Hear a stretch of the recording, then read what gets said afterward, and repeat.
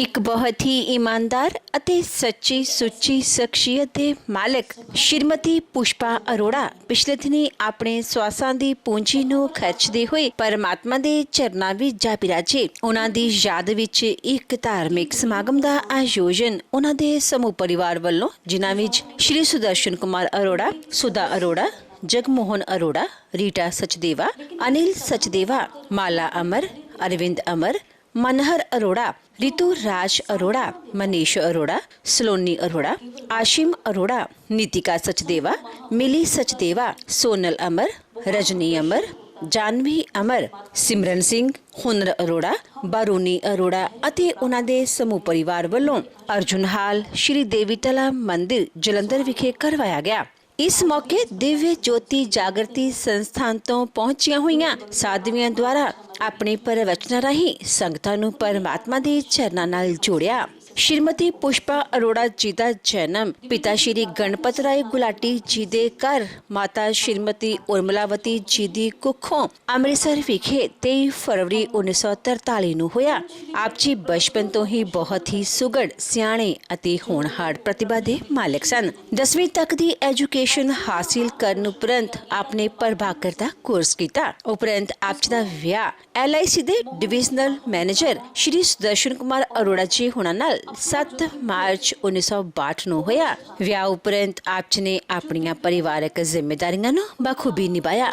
ਆਪ ਜੀ ਹਮੇਸ਼ਾ ਹੀ ਆਪਣੇ ਪਤੀ ਦੇ ਕੰਧੇ ਨਾਲ ਕੰਧਾ ਮਿਲਾ ਕੇ ਚੱਲੇ। ਆਪ ਜੀ ਦੇ ਘਰ ਬੱਚਿਆਂ ਸੁਦਾ ਅਰੋੜਾ, ਰੀਟਾ, ਮਾਲਾ ਅਤੇ ਬੇਟੇ ਮਨਹਰ ਅਰੋੜਾ ਨੇ ਜਨਮ ਲਿਆ। ਆਪ ਜੀ ਨੇ ਆਪਣੇ ਬੱਚਿਆਂ ਨੂੰ ਖੂਬ ਚੰਗੇ ਸੰਸਕਾਰ ਦਿੱਤੇ, ਪੜਾਇਆ ਲਿਖਾਇਆ ਅਤੇ ਸਮਾਜ ਦੇ ਚੰਗੇ ਨਾਗਰਿਕ ਬਣਾਇਆ। ਅੱਜ ਆਪ ਜੀ ਦੀਆਂ ਬੇਟੀਆਂ ਆਪੋ ਆਪਣੇ ਸਹੁਰੇ ਘਰੇ ਸੁਖੀ ਵਿਆਹਤਾ ਜੀਵਨ ਬਤੀਤ ਕਰ ਰਹੀਆਂ ਹਨ ਅਤੇ ਆਪ ਜੀ ਦੇ ਬੇਟੇ ਮਨਹਰ ਅਰੋੜਾ ਜੀ ਨਾਰਥ ਇੰਡੀਆ ਦੇ largest institution Saint soldier group of institution ਦੇ ਮੈਨੇਜਿੰਗ ਡਾਇਰੈਕਟਰ ਹਨ ਅਤੇ ਆਪਣੇ ਮਾਤਾ ਜੀ ਅਤੇ ਆਪਣੇ ਪਿਤਾ ਜੀ ਦੇ ਨਕਸ਼ੇ ਕਦਮਾਂ ਤੇ ਚੱਲਦਿਆਂ ਉਹਨਾਂ ਦੇ ਨਾਮ ਨੂੰ ਚਾਰ ਲਗਾ ਰਹੇ ਹਨ।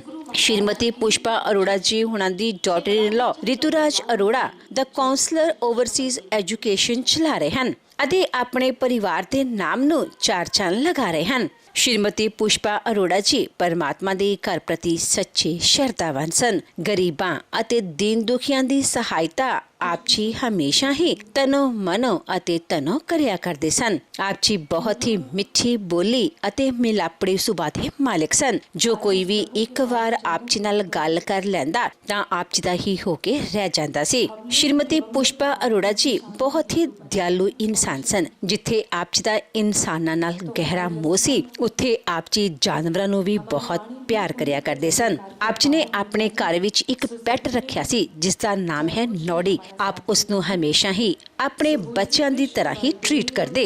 श्रीमती पुष्पा अरोड़ा जी ਇੱਕ ਦ੍ਰਿੜ ਸੰਕਲਪੀ ਇਨਸਾਨ ਸਨ ਅਤੇ ਆਪ ਜੀ ਨੇ ਆਪਣੇ ਪਰਿਵਾਰ ਨੂੰ ਹਮੇਸ਼ਾ ਹੀ ਜੋੜ ਕੇ ਰੱਖਿਆ। ਮੌਜੂਦਾ ਸਮੇਂ ਵਿੱਚ श्रीमती पुष्पा अरोड़ा जी ਦੀ ਫੁਲਵਾਰੀ प्रतिष्ठा ਅਤੇ अवीर सिंह नाल महक रही है। पंडाल के अंदर आने की वजह क्या है? आप सभी जिस समय इस पंडाल के अंदर आकर बैठे तो आपने इस सभा को नाम दिया शोक सभा, यानी परिवार के जो भी सज्जन मित्र रिश्तेदार इन दुख की घड़ियों के अंदर सभी साथ आकर खड़े हो गए और सभी की एक इच्छा रही, सभी की एक प्रार्थना रही, क्यों ना प्रभु के पावन चरणों के अंदर बैठकर ये प्रार्थना रखी जाए कि जो दिवंगत आत्मा प्रभु के धाम जा विराजी है उस आत्मा को परमात्मा शांति प्रदान करे, उसका कल्याण करे। आप सभी जानते हैं जो माता जी प्रभु के धाम जा विराजी है स्वर्गीय श्रीमती पुष्पा अरोड़ा जी, और उनके जो पतिदेव सुदर्शन कुमार अरोड़ा जी और मनोहर अरोड़ा जी जो इस पंडाल के अंदर उपस्थित हुए हैं, उन्हीं की आत्मिक शांति हेतु प्रभु के पावन चरणों के अंदर बैठकर वो प्रार्थना रख रहे हैं कि प्रभु जो आत्मा आपके पास आ रही है इन्हें शांति प्रदान करें। लेकिन उनके परिवार का मेंबर, हमारे परिवार का मेंबर जो हमें बहुत मिलता था, जिनसे हमारी बातचीत होती थी, लेकिन शायद अब वो पल, वो क्षण हमारे पास नहीं है कि श्रीमती पुष्पा अरोड़ा जी के साथ आप कोई बात कर पाए। जब भी आपको एक दूसरे के साथ बात करने का मौका मिलेगा, मिलने का मौका मिलेगा, आप इस चीज को, इसकी कमी को हमेशा खलेंगे और हमेशा एक विचार करेंगे कि जब वो थे तो हम उनके पास बैठा करते थे, जब वो थे उनके साथ हमारी ये बातें हुआ करती थी, जब वो थे तो वो थे, लेकिन आज वो नहीं है। मानो इनके द्वारा की गई प्रार्थना, आपके द्वारा की गई प्रार्थना हमारे समक्ष एक ऐसा क्वेश्चन मार्क प्रकट कर रही है, और वो ये, स्वर्गीय श्रीमती पुष्पा अरोड़ा जी जो इस समग्र संसार का त्याग करते हुए, जो हमेशा के लिए इस संसार के धाम को छोड़कर चले गए, मानो हमारे लिए भी एक रास्ता प्रशस्त कर गए। यदि मैं इस संसार से जा रही हूं तो जाना तो समस्त संसार नहीं है, जाना तो सभी नहीं है। और लगभग ये होता है, जब भी किसी व्यक्ति को, जब भी किसी को हम लोग संसार से विदा देते हैं, हम बहुत व्यथित होते हैं, बहुत दुखी होते हैं, और ये संसार की रीत है। मानो संसार एक तरफा नहीं है, मानो इस संसार के अंदर आप सुबह देखते हो ये द्वैतवाद पे टिका हुआ है। यहाँ पर सुबह है तो शाम भी है, यहाँ सुख है तो भरपूर दुख भी है, यहाँ शांति है तो आनंद भी है, यदि अंधकार है तो प्रकाश भी है, सृजन है तो मृत्यु भी है, जन्म है तो मृत्यु भी मानो आलिंगन करने के लिए हमेशा के लिए तत्पर रहती है। जिस समय समाज ऐसे ही द्वैतवाद इस संसार के अंदर पिसता है और बार बार उसे ऐसे आश्चर्यचकित करने वाली उसके जीवन में जब ऐसी घटनाएं आती है, वो व्यथित हो उठता है।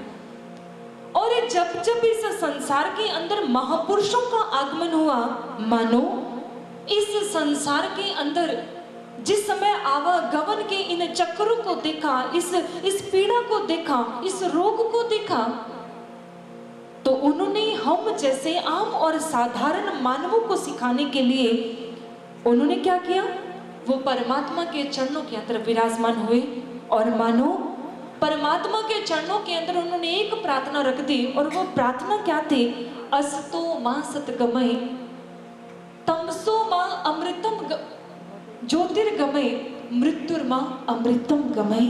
अर्थात हे ईश्वर, आपके चरणों के अंदर हमारी एक ही प्रार्थना है, एक ही लगन है। ये संसार जो असत्य की बेसाखियों पर टिका हुआ है, ये संसार जो पल पल अंधकार के अंदर डूब रहा है, ये संसार पल पल मृत्यु की आगोश में सो रहा है, अंधकार में जा रहा है, पतन में जा रहा है।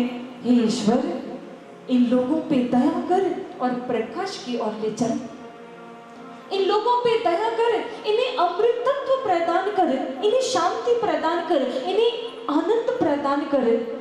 और हमारे महापुरुषों ने कहा, यदि ये सब कुछ चाहते हैं, मानो अनेकों अनेक दुखों से मुक्ति चाहते हैं, तो मुक्ति का एक ही स्थान है जिसके लिए हमारे महापुरुषों ने कहा, जरा आ शरण मेरे राम के।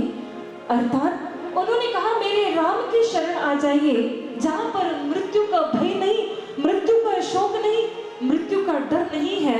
और आई आज भी इस प्रांगण के अंदर बैठकर, इस पांडाल के अंदर बैठकर उस दिवंगत आत्मा के लिए इतनी शिद्दत से प्रार्थना करें, अपनी आत्मा से जुड़कर जुड़ जाइए उस परमात्मा के चरणों के साथ और प्रार्थना रख दीजिए, प्रभु यदि इस संसार के अंदर ये दुख है, तो हमारी भी ये प्रार्थना है कि हम भी इन आवागमन के चक्रों से मुक्ति पा लें, और जो दिवंगत आत्मा आपके चरणों के अंदर जा विराजी है, उस आत्मा को भी शांति मिले, वो भी आपके चरणों के अंदर स्थान ले। और आए ऐसे ही भावों को प्रभु के पावन चरणों के अंदर रखते हुए एक प्रार्थना को हम लोग श्रवण करेंगे। और आज की प्रार्थना की सेवा को लेकर हमारे मध्य उपस्थित हैं, जिनके लिए मैं आग्रह करना चाहूंगी, परम वंदनीय, परम पूजनीय, परम श्रद्धेय सर्वश्री आशुतोष महाराज जी, जिनकी शिष्य साध्वी सुश्री रीता भारती जी से आई, उनके मुखारबिंद से इस प्रार्थना को श्रवण करें। और प्रार्थना को सुनने से पहले उस आत्मा को बहुत प्रसन्नता होगी कि आपकी जो वाणी है, देखिए वैसे भी हम लोग बैठे हैं, खाते भी हैं, पीते भी हैं, बातें भी करते हैं, लेकिन उस आत्मा को तब बड़ी प्रसन्नता होगी जब हम लोग बैठकर परमात्मा का गुणगान भी करेंगे। स्वयं एक जयघोष लगाते हैं, सो बोलिए कृष्ण बलदेव की, श्यावर रामचंद्र भगवान की जय।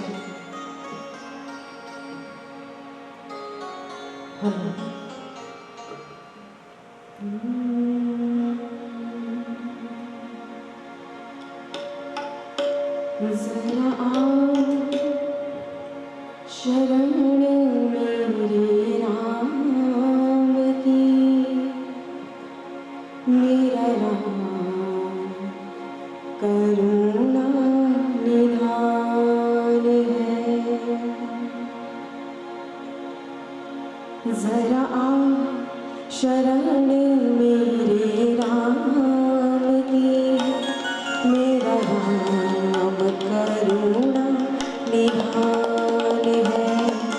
जरा आओ शरण मेरे राम की, मेरा राम करुणा निधान है।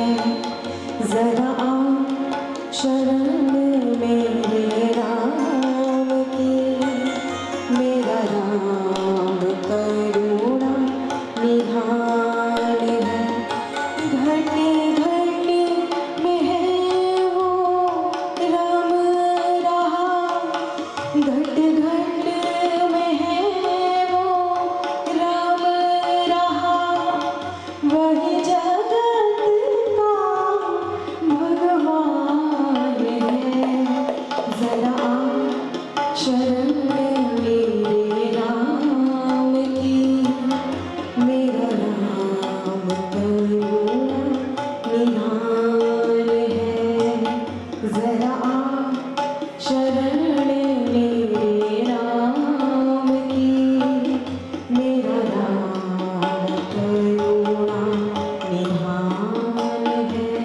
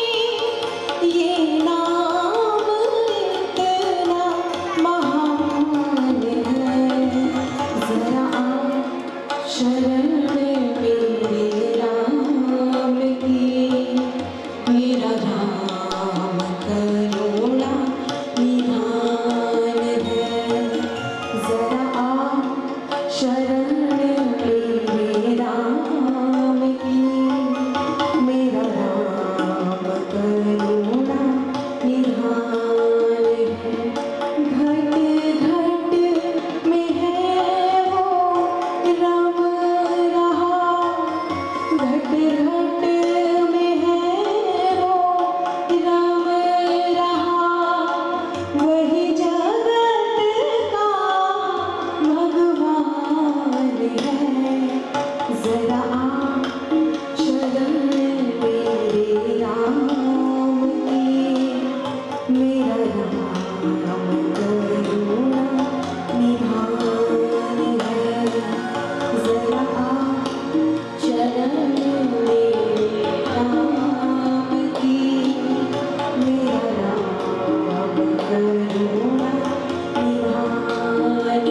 की, मेरा राम करुणा निधान है। मेरा राम करुणा निधान है। मेरा राम करुणा निधान है।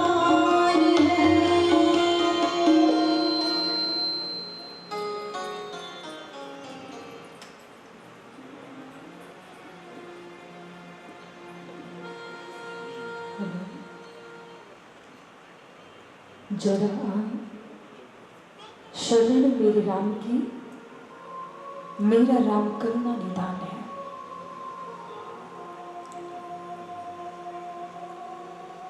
हमारे धार्मिक ग्रंथों में आता है, भगवान खुद कह रहे हैं, ममेवांशो जीव लोके जीवभूतः सनातना। हे अर्जुन, संसार के अंदर जितने भी जीव नजर आते हैं वो मेरी ही सनातन अंश है। भगवान राम बहुत सुंदर कहते हैं, उन्होंने कहा, सब मम प्रिय सब मम उपजाए, सब ते अधिक मनुज मोहि भाए। यदि कोई मुझसे पूछे कि तू सबसे ज्यादा प्रेम किससे करता है, तो सबसे ज्यादा प्रेम मैं इंसान से करता हूं। लेकिन बड़ी हैरानी और दुख की बात यह है, आज हमारे महापुरुषों को ये कहना पड़ रहा है कि इंसान तू राम की शरण में आ। यानी वो अपने आप नहीं सोच रहा कि मेरे जीवन का ध्येय मायापति की माया नहीं, अपितु मायापति है। मायापति की ओर लाने के लिए, उसकी ओर ले जाने के लिए धार्मिक ग्रंथ और संतों को आना पड़ता है, क्योंकि इसी में ही हमारे जीवन का सार छिपा हुआ है। आज इस पंडाल के अंदर हम लोग बैठे हैं, आप ये सोचकर कतई ना बैठिएगा कि ये शोक सभा है। आप इस सभा के अंदर इसे जागृति सभा, इसे मनन सभा ये समझकर बैठिए, क्योंकि यहां पर बैठकर हम लोगों ने जो समय निकाला है यहां पर आने का, हम जितना समय यहां पर बैठेंगे आज अपनी आत्मा के लिए समय निकालेंगे और हम लोग इस तह तक जाएंगे, मनन करेंगे, मंथन करेंगे। यदि इस जीवन के अंदर हमें एक दुख, एक शोक से गुजरना पड़ता है, मृत्यु रूपी शोक से, तो फिर क्या कारण है? मृत्यु आती है तो फिर जीवन किस लिए? मृत्यु आती है तो फिर संसार किस लिए? मृत्यु आती है तो फिर इंसान संसार के अंदर आता ही क्यों जब उसने चले जाना है? बहुत सारे प्रश्न आज यहां पर बैठकर एक एक प्रश्न का हल लेंगे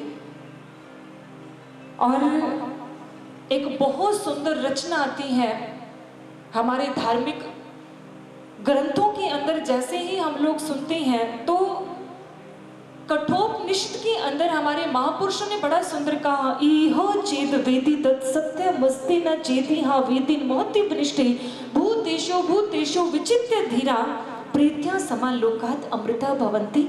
अर्थात इस संसार के अंदर प्रत्येक मानव बहुत समय प्रार्थना करने के बाद उसे अमृत अर्थात इस संसार की प्राप्ति होती है। लेकिन क्या कारण है? हमारे महापुरुषों ने कहा कि इस संसार के अंदर आकर जो करने योग्य कार्य है यदि वो नहीं कर पाता तो उसे अनेक निकृष्ट योनियों के अंदर जाना पड़ता है, वो पतन की ओर बढ़ जाता है। असुर्य नामते लोका अंधीन तम सावृता तांग से प्रेत्य अभिगच्छन्ति ये के चात मनोजनाः। अर्थात हमारे महापुरुषों ने कहा जो व्यक्ति संसार के अंदर आकर इन प्रश्नों के ऊपर विचार नहीं करता, मनन नहीं करता, उन्होंने कहा वह असुर्य है, वो असुर है। असुर्य नामते लोकांधीन तमसा वृतातां से प्रत्यभिगच्छन्ति ये के चात मनोजना। लेकिन एक बहुत सुंदर, हम चलते चलते विचारों को सुनते रहेंगे, लेकिन हम लोग इस विचार के ऊपर और भी आगे डिटेल से मंथन करेंगे। लेकिन हम लोग एक ब्रह्मवेता, एक ब्रह्मनिष्ठ ऐसे महापुरुष के साथ साथ हम वाणी को सुनते चलते हैं। हम लोगों के लिए वो क्या कर रहे हैं, वो हमें क्या संदेश दे रहे हैं, आइए इस भजन के माध्यम से सुनते हैं।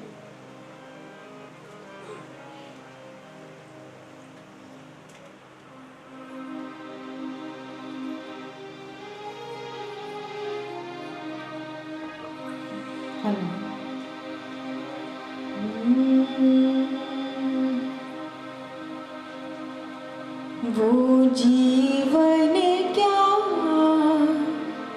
जिस जीवन में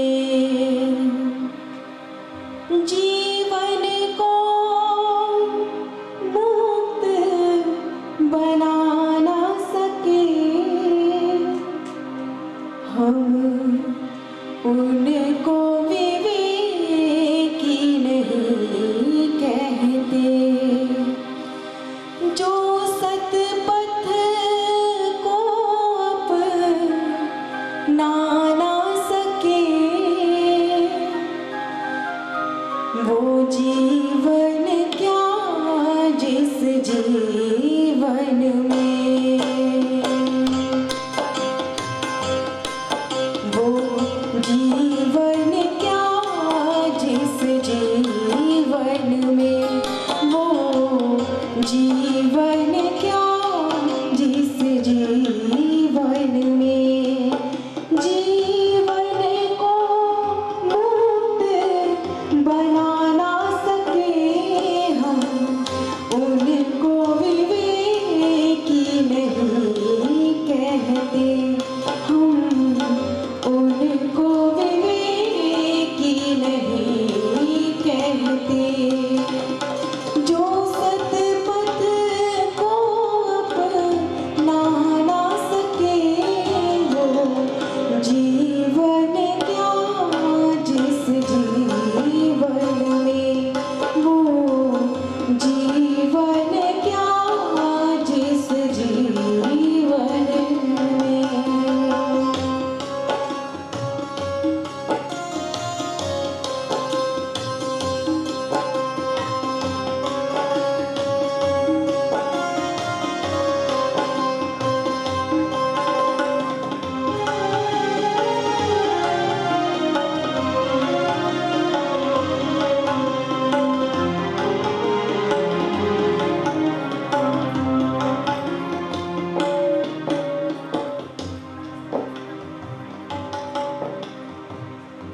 वो जीवन क्या है जिस जीवन में जीवन को मुक्त बना ना सके, उसे विवेकी नहीं कहते। जो सत्य पथ को अपना ना सके। एक बहुत बड़ा प्रश्न छोड़ दिया हम सभी के समक्ष। एक बार सर्वश्री आशुतोष महाराज जी, जिनके चरणों के अंदर बहुत सारे शिष्य शिष्याएं अनेकों संगत विराजमान है, किसी ने बैठे बैठे एक प्रश्न कर दिया, महाराज जी जीवन क्या होता है? महाराज जी ने बहुत सुंदर आंसर दिया। महाराज जी ने कहा जीवन एक अवसर है, इंसान के हाथ में है उसमें करना क्या है। एक मौका। आप सभी जानते हैं, जब भी इस संसार से कोई विदा लेता है, कोई संसार को छोड़कर चला जाता है, तो उनके नाम से जैसे ही हम लोग एक फ्रेम बनवाते, एक फोटो बनवाते हैं, तो फोटो के नीचे हम उनकी बर्थ डेट और जो वो संसार को छोड़ रहे हैं उनकी वो डेट लिखवा देते हैं। तो महाराज जी ने प्रश्न किया, महाराज जी कहते हैं जिस समय आप लोग एक स्वरूप देखते हो, एक फोटो देखते हो, जिस फोटो के ऊपर लिखा होता है इस व्यक्ति की बर्थ डेट ये थी और संसार से जाने की तिथि ये है, तो अब आप ही बताइए कि दोनों में महत्व किस चीज का है? आने वाली चीज का, जो उसने संसार में जन्म लिया उसका महत्व है, या संसार को छोड़कर चले गए उस डेट का महत्व? ध्यान से सुनिएगा। सभी महाराज जी की तरफ देख रही हैं, शायद किसी को समझ ही नहीं आ रहा था कि हम क्या बताएं, आने वाली डेट का महत्व है या जाने वाले व्यक्ति की डेट का महत्व है? महाराज जी ने बहुत अच्छा समझाया। महाराज जी कहते हैं ना तो इस बात का महत्व है कि उस व्यक्ति ने संसार के अंदर जन्म कब लिया, ना तो उसकी बर्थ डेट और ना ही उसकी मृत्यु डेट। आप सभी ने देखा होगा बीच में एक डैश पड़ता है ना। महाराज जी कहते हैं ना तो उसके जन्म डेट का फर्क पड़ता है, ना ही मृत्यु डेट का फर्क पड़ता है, जो डैश है ना उसका पूरा का पूरा फर्क उसके ऊपर पड़ता है। कैसे? मायने ये नहीं रखता कि इंसान ने इस संसार के अंदर जन्म कब लिया, मायने ये भी नहीं रखता कि इंसान इस संसार को छोड़कर कब चला गया, मायने ये रखता है वो ये मायने नहीं रखता कि उसने इस संसार के अंदर कितना लंबा जीवन जिया, मायने तो ये रखता है कि उसने मृत्यु के बाद, मृत्यु से पहले, जीवन के बाद, बर्थ के बाद और मृत्यु से पहले उसने जीवन कैसा जिया, मायने ये रखता है। उसका जो डैश है बीच का, उस डैश को उसने किस प्रकार से फिल किया, किस प्रकार से भरा, मायने तो ये रखता है। कहते हैं कि एक बार बंदरों की प्रजातियों पर एक रिसर्च किया गया, कुछ साइंटिस्ट वहां पर आए, तो उन्होंने 3 प्रजातियां ली, बंदरों की 3 बंदरों को लिया उन्होंने। तो उस समय उनमें गोरिल्ला, चिंपैंजी और ऑर्गोटेन। कहते कि उनको एक पिंजरे के अंदर रखा गया और जिसमें उन्हें पिंजरे में बंद कर देते हैं, तो उन सभी की एक एक पिंजरे के अंदर पेचकस रख दिया गया। जिस समय गोरिल्ला ने उस पेचकस को देखा, कोई प्रतिक्रिया नहीं की, मानो ऐसा देखा किया कि उसने देखा ही नहीं। उसका पैर लगा, ध्यान किया, नहीं पेचकस पड़ा, फिर भी उसने अनदेखा कर दिया। दूसरा चिंपैंजी की जब पिंजरे के अंदर पेचकस रखा गया, उसने उस पेचकस को उठाया, वो खूब खेलता है, घुमाता है, कभी इधर फेंकता है, कभी उधर फेंकता है, खूब मनोरंजन किया। उसके बाद उस पेचकस को वहीं पर रख दिया। तीसरा ऑर्गोटेन के पास आया, उसने क्या किया, उसने उस पेचकस को उठाया, उसको देर तक उसको बड़े ध्यान से देखा, उसको समझा, और वैज्ञानिकों के लिए, साइंटिस्ट के लिए एक बहुत ही सरप्राइज करने वाली बात थी। दूसरे दिन शाम तक उसने क्या किया, उसके सारे पिंजरे के पेच ढीले किए, पिंजरे को खोला, और दूसरे दिन की शाम तक वो पिंजरे से रिहा हो चुका था, पिंजरे से जा चुका था। यानी अवसर सभी के पास आया, सभी के पास मौका आया, लेकिन उन सभी ने उस अवसर का किस प्रकार से फायदा लिया, उस अवसर का किस प्रकार से उन्होंने उपयोग किया। आज भी हम सभी के पास ये अवसर आता है, हम सभी को उस ईश्वर की दया से, उस परमात्मा की दया से हम सभी को ये मानव का चोला मिला, ये धरोहर मिली। हम लोग इंसान बनकर इस संसार के अंदर आ गए, लेकिन हम अपने जीवन के बाद, जन्म लेने के बाद हमारा कर्म कैसा है संसार के अंदर। आपने जो तत्ववेता एक ब्रह्मनिष्ठ संत की वाणी को सुना, वो जीवन क्या, जिस जीवन में जीवन को सफल बना ना सके उसे विवेकी नहीं कहते। जो सत्य पथ को अपना ना सके, उन्होंने कहा वो विवेकी नहीं है। जो इस संसार के अंदर सत्य पथ को अपना ना सके। अब बात आती है, क्या हम अपने इस जीवन का उपयोग नहीं कर पा रहे? क्या हम लोग इस जीवन को लेकर, इस जीवन को जान नहीं रहे, इसको समझ नहीं रहे, इसको कल्याण के मार्ग के ऊपर नहीं बढ़ा रहे? चलिए थोड़ा सा और आगे चलते हैं। जिस समय हम लोग ये सोचते हैं ना कि हम बढ़ा रहे हैं, नहीं बढ़ा रहे, हम इस मार्ग के ऊपर किस प्रकार से हमें चलना चाहिए, तो चलिए और चलकर हम इसी प्रश्न का उत्तर लेते हैं। कहा जाता है कि जो भीम था, 5 पांडवों का एक भाई, वो ऋषि वेदव्यासी के पास खड़ा हुआ है और वेदव्यासी से कहने लगा, गुरुवर, मैं जान चुका हूँ इस संसार के अंदर जिस समय इंसान जन्म लेकर आता है तो उसका सुखमय जीवन कैसे और कब व्यतीत हो सकता है। जब वो बहुत सारा धन कमा ले, ऐशो आराम उसके पास आ जाए, तो उसका जीवन समृद्ध और कल्याण के मार्ग की ओर बढ़ जाता है। जिसमें ऋषि वेदव्यासी ने इस बात को सुना, उन्होंने कहा, नहीं पुत्र, ये तुम्हारा भ्रम है। उसी समय भीम खींचकर बोलता है, गुरुवर, भ्रम कैसा? अरे मुझे तो लगता है कि संसार के अंदर यथार्थ जीवन ही यही है, इंसान यह सब कुछ ही करने के लिए आया है। गुरुवर ने बहुत अच्छी बात कही।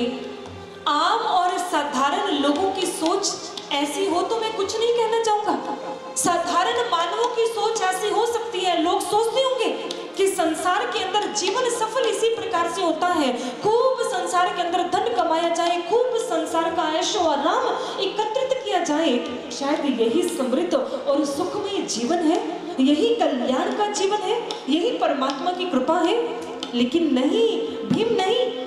एक नन्हे से बालक को तुम देखोगे ना, नन्हा बालक जिस समय आकाश के चंद्रमा की रोशनी का प्रतिबिंब जब पानी के अंदर देखता है, तो नन्हे बालक के लिए चंद्रमा ऊपर नहीं अपितु पानी के अंदर होता है। लेकिन कब तक? जब तक उसके लिए वो सत्य उजागर ना हो जाए। इसी प्रकार भीम, ये जो सब कुछ तो सोच रहा ना, ये सुख, ये शांति, ये जीवन का ध्येय, ये तब तक है जब तक तुम इस भ्रम से निकल नहीं जाते। इसलिए हमेशा एक बात याद रखिए, जीवन के अंदर सुख भोगों में नहीं है, त्याग के अंदर है। जीवन में एकत्रित करना चाहते हो, जीवन में संग्रहित करना चाहते हो, तो शुभ संस्कारों को संग्रहित करो। यदि एकत्रित करना चाहते हो तो भक्ति को एकत्रित करो। यदि किसी वस्तु को हासिल करना चाहते हो, अपने जीवन का एम बनाना चाहते हो, तो चलो इस मार्ग के ऊपर और परमात्मा को अपने जीवन का एम बना लो, ताकि आपके जीवन के अंदर फिर किसी चीज की कमी ना रहे। और इसी के साथ साथ भीम, यदि तुम्हारे मन के अंदर यदि आज फिर भी ऐसे विचार है, आज मैं तुमसे कुछ प्रश्न करना चाहता हूँ, क्या मेरे प्रश्नों का उत्तर दोगे? भीम ने कहा, जी गुरुवर, आप पूछिए तो सही। उसी समय भीम से पूछा गया, भीम बताइए, इस समय के अंदर सफल जीवन मैं जी रहा हूँ या दुर्योधन जी रहा है? आप भी थोड़ा ध्यान दीजिएगा। ऋषि वेदव्यासी पूछ रहे हैं कि सफल जीवन मेरा है या दुर्योधन का है? किसका था? किसका था? ध्यान से बताइएगा। दुर्योधन का या वेदव्यासी का? उसी समय भीम ने उत्तर दिया, गुरुवर आपका। उन्होंने कहा, आध्यात्मिक उन्नति संसार में रहकर कौन कर रहा है? गुरुवर आप कर रहे हैं। और यदि कोई कहा जाए कि इस संसार के अंदर रहते हुए समृद्धि और इसी के साथ सुख शांति किसके पास है? मेरे पास या दुर्योधन के पास?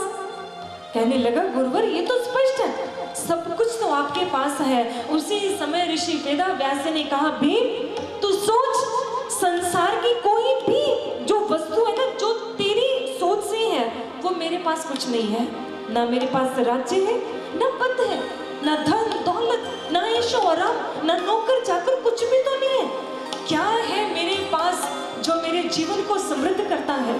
क्या है मेरे पास जो मेरे आध्यात्मिक उन्नति को प्रगाढ़ता की ओर लेकर जा रहा है? क्या है मेरे पास जिसके लिए कोई भी कहेगा कि वेदाभ्यास का जीवन तो बहुत अच्छा है, उसी वस्तु वही चीज जब जीवन के अंदर आएगी ना भीम, तभी जीवन समृद्ध हो सकता है।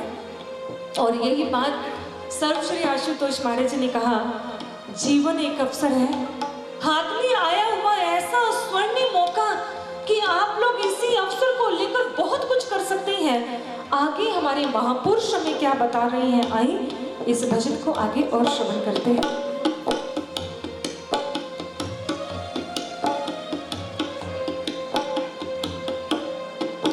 जो ऊंचे पहुंचे सतजन है, उनसे पूछो पथ की बातें।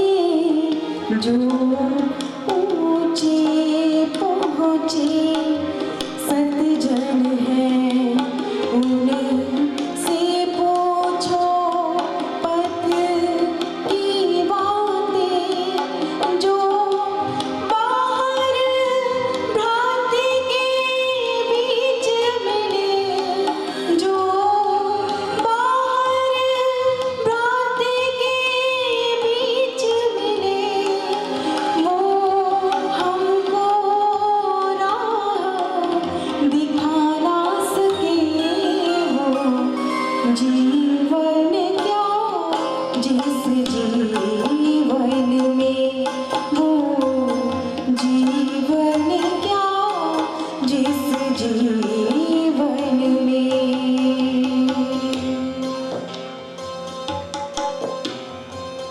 जो ऊंचे संतजन है उनसे पूछो जीवन की बातें। उन्होंने कहा जो इस संसार के अंदर संत हुए उनसे जीवन की बातें सीख ले। अक्सर हम लोग सोचते हैं कि हमें सीखने के लिए क्या सीखना चाहिए, हम क्या सीखें। धार्मिक ग्रंथों के अंदर अनेकों अनेक उपनिषदों को हम लोग उठाते हैं, वेद शास्त्र को उठाते हैं, तो बहुत सुंदर बात आती है। उन्होंने कहा संसार सागरम तंतुकृत्यम कायानुस्तव्यम पारम दुःखोदीर्यातुम तर्यावत विद्यते। अर्थात ये शरीर एक नौका है, इस नौका के अंदर विराजमान होकर आप भव सागर पार कर सकते हैं। कहते हैं जिस समय आप लोगों ने अनेक बार सुना होगा शोपेनहावर, जो एक बहुत बड़े फिलोसफर दार्शनिक हुए, जिस समय जैसा वो जीवन जी रहे थे, आपको पता है दार्शनिक के पास ज्ञान बहुत होता है, लगा समृद्ध जीवन है मेरा, किसी प्रकार की कोई कमी नहीं, एक भ्रम एक स्वप्न के अंदर जी रहा है।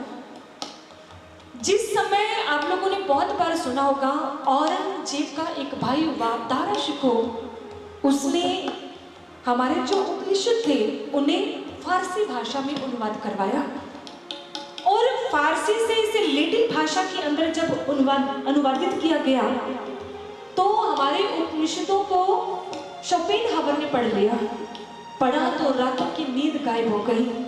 एक दिन एक अपने स्थान के ऊपर बैठा हुआ है और सर को पकड़ लिया, सोच रहा है, मैं तो सोच रहा था कि मैं बहुत ही ज्ञानपूर्ण समृद्ध जीवन जी रहा हूँ, लेकिन मैं कितना मूर्ख हूँ। जिस व्यक्ति को उपनिषदों के अनुसार पता चलता है, मुझे तो अभी तक ये भी नहीं पता कि मैं कौन हूँ। रात का समय अपने बगीचे में चला गया।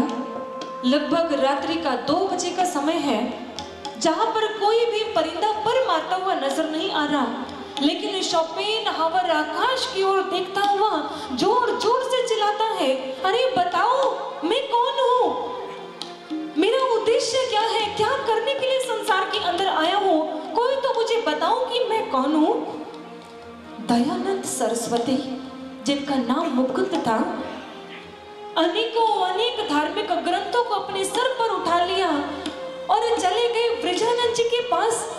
द्वार को खटखटाया, अंदर से आवाज आती, कौन हो। उसी समय मानो अपनी आवाज के अंदर करुणा लाते हुए कहने लगे, गुरुवर, हे ईश्वर, हे प्रभु के अवतार, यही तो जानने के लिए आपके द्वार पर आया हूँ कि मैं कौन हूँ।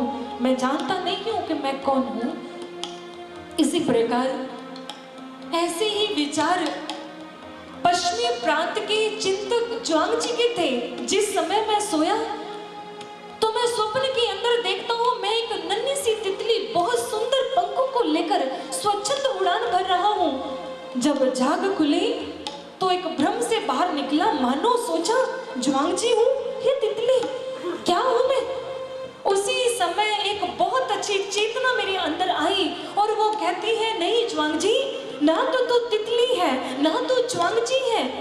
अरे जिस संसार को तू देख रहा है, ग्रेट ड्रीम, ये तो एक बहुत बड़ा, ये संसार जो है ये बहुत बड़ा स्वप्न है और इस बहुत बड़े स्वप्न के अंदर तेरा जो जीवन है, उन्होंने कहा ग्रेट ड्रीम विदिन, उन्होंने कहा इस ग्रेट ड्रीम के अंदर जो तेरा जीवन है वो बहुत छोटा सा स्वप्न है।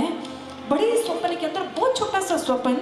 राजा जनक सिंहासन के ऊपर बैठे हुए निद्रा लेते हैं, एक स्वप्न देख लिया, हाथ में कटोरा है, दर दर भीख मांग रहे हैं। जिस समय भीख मांगते हुए देखा, जाग खुली और मानो आज राज सिंहासन के ऊपर विद्यमान तो है, लेकिन मानो आज जन्मों जन्मों से सोए राजा जनक की निद्रा टूटी और ये सोचने के लिए मजबूर हो बैठे, मैं जनक हूँ या भिखारी। अनेकों अनेक विद्वानों की सभा बुलाई गई, बताइए मैं कौन हूँ, मैं किस लिए संसार के अंदर आया, मैं कौन हूँ। जिस समय ये बात आई, मानो बड़े बड़े विद्वान कहते हैं, राजन पिछला जन्म भिखारी का होगा इसलिए स्वप्न आ गया। राजन हो सकता है आगे आने वाला जन्म भिखारी का रहा होगा इसलिए स्वप्न आ गया। ग्रंथों में कहा ना, 2 दिन जग में जीना है, इस पे क्यों इतराते हो, मेरी काया मेरी माया शोर मचाते जाते हो, साथ नहीं हरि नाम लिया, गफलत में दिन रात कटे, काया भी बदनाम करे, अफसोस की खाली हाथ लौटे। ये भ्रम ही तो है, ये माया ही तो है, ये स्वप्न ही तो है। जिस स्वप्न के अंदर इंसान वह वस्तु एकत्रित कर रहा है। महर्षि रमन जी कहते हैं, स्वामी राम तीर्थ जी कहते हैं, मैं हैरान होता हूँ लोगों की सोच को देखकर। मिट्टी है और मिट्टी की खोज के अंदर इंसान अपना पूरा जीवन यापन कर रहा। अरे जिस अमृत को प्राप्त करने के लिए वो इंसान संसार में आया है, उस अमृत की तो वो सोच तक भी नहीं है उसके मन के अंदर। मैं हैरान हूँ, मिट्टी की खोज में इंसान सारा जीवन लगा रहा है। और मानो आज यही विचार राजा जनक जी के मन के अंदर है, मैं कौन हूँ। ग्रंथ तो कहते हैं, धो सुपर्ण सयुजस खायस मानव वृक्षम परिस्वा जाते, तो रण्यो पीपलम स्वादत्ते नश्न नन्यो अभिचक्षिते। आत्मा और परमात्मा इस सुंदर वृक्ष के ऊपर आकर विद्यमान होती है और आत्मा का एक ही ध्येय होता है, ईश्वर परमात्मा। इमम योगम विवस्वते प्रोक्तम मुफ्ययम, उन्होंने कहा कि उस ईश्वर उस इंसान की आत्मा का एक ही लक्ष्य होता है और वो भगवान श्री कृष्ण गीता में कहते हैं वो एक ही लक्ष्य है। और वो लक्ष्य क्या है, मैं। इंसान मुझे ही प्राप्त करने के लिए संसार के अंदर आता है। अहम आत्मा गुणाकेश सर्वभूताशय स्थित, मैं प्रत्येक इंसान के अंदर विद्यमान हूँ, मैं ही उसका आरंभ हूँ, मैं ही उसका मध्य और मैं ही उसका अंत हूँ। लेकिन हमारा सोच, हमारी दृष्टि कहाँ पर है। राजा जनक जी के मन के अंदर जब ऐसे ही विचार आए, मानो आज दिन रात की नींद गायब हो गई। सोच रहे हैं मैं विद्वानों का क्या करूं जो मुझे ये बताने तक का सक्षम नहीं है कि मैं कौन हूँ। उसी सभा के अंदर 8 अंगों वाले टेढ़े मेढ़े गुरु अष्टावक्र का आगमन हुआ और उसी समय राजा जनक जी के सर के ऊपर हाथ रखा और राजा जनक जी को कहने लगे, राजन, ना तो वो सत्य था जो स्वप्न में देखा, ना वो सत्य है जो तुम आप देख रहे हो। सत्य क्या है? सत्य केवल और केवल ईश्वर है, बाकी ये सब कुछ भ्रम है। जनक भ्रम, इन्हीं भ्रमों के अंदर ये सारा संसार सो रहा है, सारा संसार सो रहा है। तभी तो आप लोगों ने बहुत बार सुना होगा, हमारे शास्त्र कहते हैं, उन्होंने कहा उत्तिष्ठ जागृत प्रापहि वरानिन बोधित, उठो जागो और कुछ ऐसा करो कि आप अपने जीवन को कुछ नया और कुछ विशेष दे पाए। और आप भी यदि ये सोच, ये विचार अपने मन के अंदर रखते हैं, जाने वाली आत्मा बड़ा संदेश देकर गई, आज मैं तो कल आप सभी, आज मैं तो कल आप सभी नहीं आना, आई है सो जाएंगी, राजा रंग फकीर, एक सिंहासन बढ़ चली, एक बंधे जात जंजीर, एक सिंहासन के ऊपर बैठ कर गया और एक जंजीर में जकड़ कर गया, बंध कर गया। कौन जंजीर में जकड़ कर गया और कौन सिंहासन पर बैठ कर गया? जिसने जीवन के रहते रहते जीवन को जान लिया। बड़ा सुंदर कहा किसी ने, यूं तो आते हैं सब यहाँ मरने के लिए, यूं तो आते हैं यहाँ सब मरने के लिए, लेकिन मृत्यु तो उसकी है जो कुछ करके जाता है। अर्थात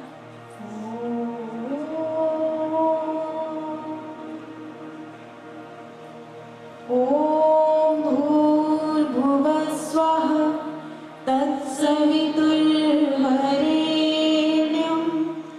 भर्गो देवस्य धीमहि धियो यो नः प्रचोदयात्। ॐ भूर्भुवः स्वः तत्सवितुर्वरेण्यं भर्गो देवस्य धीमहि धियो यो नः प्रचोदयात्। ॐ भूर्भुवः स्वः तत्सवितुर्वरेण्यं भर्गो देवस्य धीमहि धियो यो नः प्रचोदयात्। धियो यो नः प्रचोदयात्। धियो यो नः प्रचोदयात्।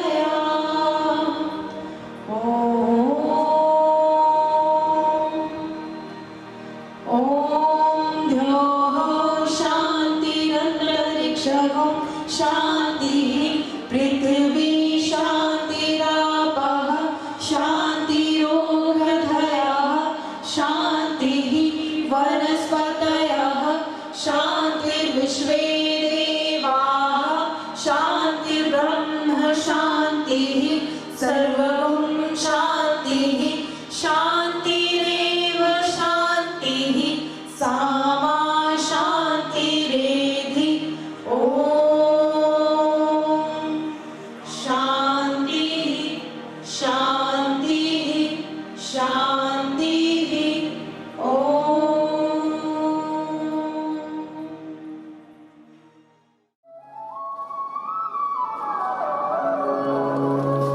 जितना पड़दा साडे तो हसारुल जाना सी, जितना पड़दा साडे तो हसारुल जाना सी, कि सानू किते अविलने था हसारुल जाना, सानू किते अविलने था हसारुल जाना सी। जितना पड़दा साडे ऐना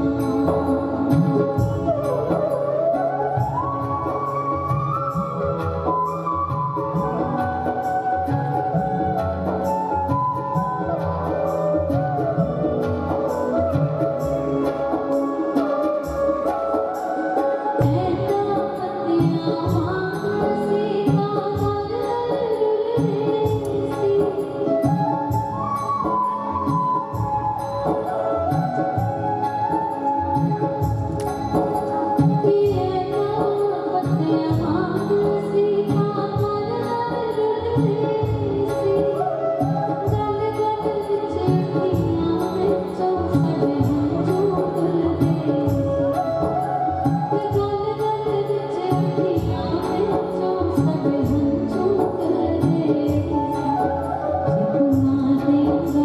सी,